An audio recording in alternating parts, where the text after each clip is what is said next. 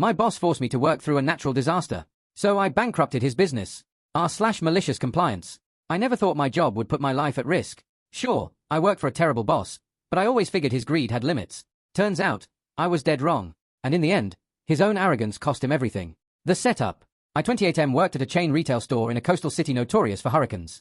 We had disaster protocols, but my manager, Greg 45M, acted like they didn't exist. He was the kind of guy who would rather squeeze out an extra sale than ensure his employees' safety. Greg had a motto: this store doesn't close for anything. Not for blizzards, not for blackouts, and certainly not for hurricanes. He bragged about forcing employees to work during previous storms, calling them soft for wanting to leave. So when a Category 4 hurricane was forecasted to hit, everyone expected the worst. Other stores shut down, schools closed, and evacuation orders were issued. But Greg, he sent out a company-wide message. All employees are expected to work their scheduled shifts. We don't close. No excuses. I had already planned to evacuate with my family, but when I told Greg, he laughed. You walk out, you're fired. I wasn't alone. Several co-workers also tried to leave. His response? Fine, but don't bother coming back.